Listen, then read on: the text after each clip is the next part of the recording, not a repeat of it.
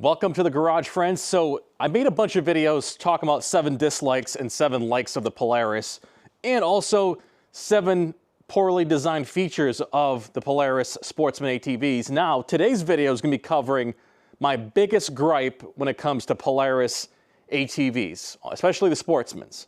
I have a 2018 and a 2020 here. The wheel bearings suck. They're just terrible. I don't know what they do for wheel bearing design, but they need to go back to the drawing board, because these machines, when they were brand new, they had a ton of slop in the wheel bearings and wobble when you went to grab the wheel side by side. So we're gonna see here, years later, how bad the wheel bearings have got. And my Hunter 1000 XP actually is extremely bad, and I'm probably gonna have to replace the bearing very soon, because I almost feel unsafe driving it because there's a ton of play in one of the bearings. But I have the machines jacked up. We're gonna take a look one by one at each of the machines and see front and rear, starting with the rear actually, how bad these wheel bearings are side to side. So here we have the 2020 Sportsman 850 Premium Trail. This is my wife's machine, and we have quite a bit of wobble on the left side. Side to side, up and down, same amount of wobble. Okay, this is pretty bad. Let's go on the other side. Side to side, we have the same amount of wobble, top and bottom. We have the same amount of wobble. I don't know, I would consider that, looks like the wheel's moving like almost a 1/4 inch. If you take one reference point on the top of the lug here, and you kind of go to one extreme or the other. Forgive me for shaking the whole machine, but hopefully you can see what I'm talking about. There's about a 1/4 inch of play, I would call it. Now let's take a look at the XP 1000.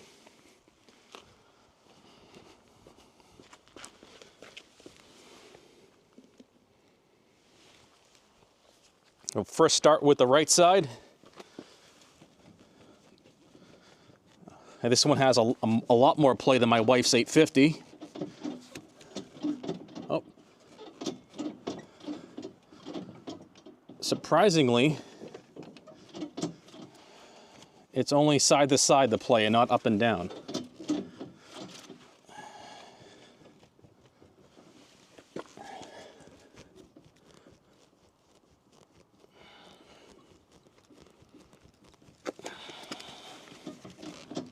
So this is interesting. This one doesn't really have up and down.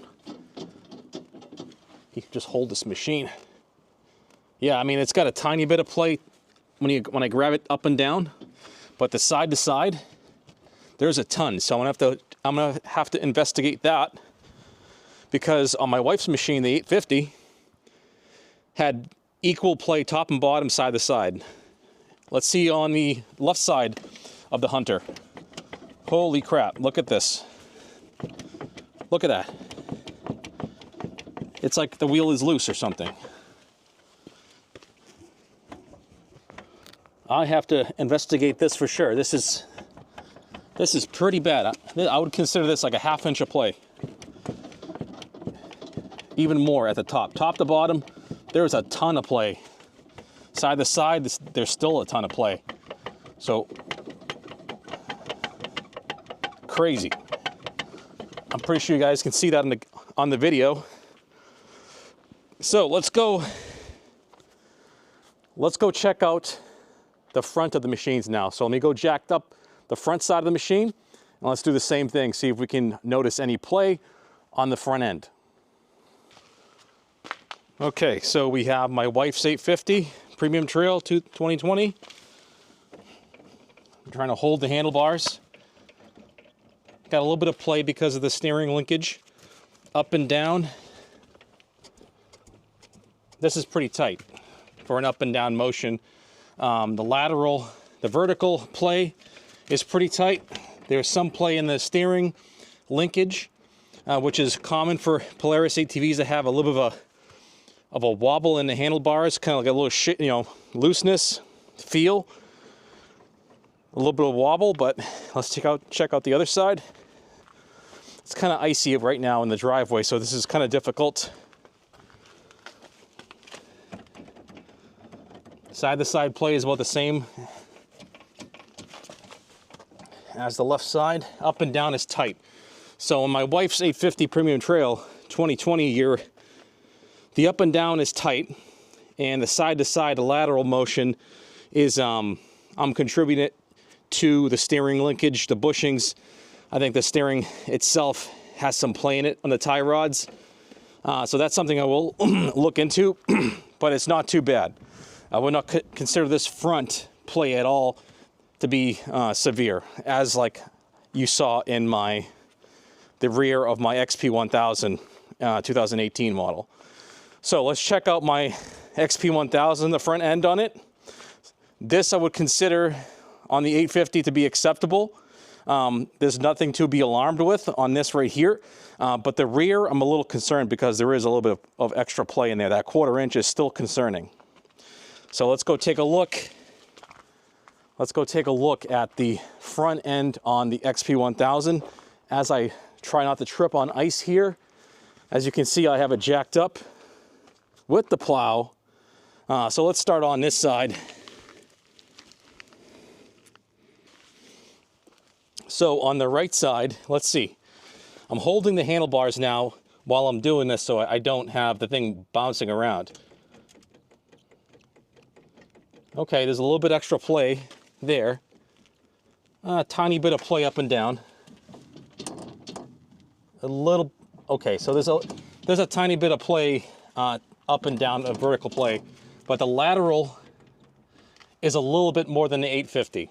So let's check out the other side and let's see what the final summary is on these machines when it comes to wheel bearing play.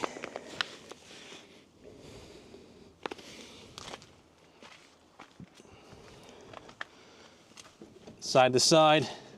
Okay, so that's about the same as the right side. Yeah, it's all steering linkage play that is the side-to-side motion. Up and down. Up and down is actually kind of tight. Okay, it was about the same as the right side. So the front end on the XP1000 is actually not too bad, okay? Not too bad on the XP1000 for the front.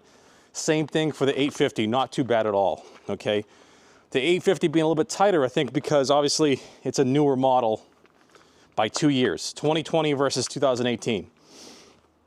But what's concerning me is the rear of the XP1000, okay? And what I can tell you is when I bought this, I had actually a concern about this wheel right here, which is the worst one. It was super sloppy from the factory, okay? I should have had Polaris when I bought it replace that bearing if I knew any better, but I did not. I thought it would be okay and just let it be, but it's progressed a lot worse, but it definitely was very wobbly, a lot wobblier than the right side. My left side was terrible. It was, I really should have said something and had them cover it with a brand new bearing. But since I did not do that, now I'm gonna be stuck replacing these and making a removal and an install video to show you guys what that process is. So that's gonna be coming up in the future. I think Polaris bearings suck. It's a known thing. I really wish they would address that. Why is this not working? So I really wish Polaris would address their bearing issue because there is something going on, especially the rears. Whether it's the bearing or it's some of the bushings on the control arm, that's to be debated, but we'll find out when I finally take this apart and see what the case is for my machines. But even the 850, I still would say that the rear is a little too wobbly for a newer machine, okay? 2018 machine is still a new machine considered by today's standards. There's people running 20-year-old, 25-year-old, 30-year-old machines out there on the trail that still have no problem and work just fine. So what do you guys think about the Polaris bearings? That's the biggest pet peeve, I think, the biggest like downside with Polaris.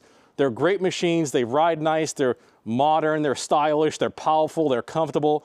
But when it comes to the wheel bearings, I've learned that they suck. I'm sorry, but I love Polaris, obviously. I have 2 machines, and I plan on possibly getting another one. We'll see. I really like a Can-Am XMR Renegade, maybe someday, but maybe to test and compare against these two.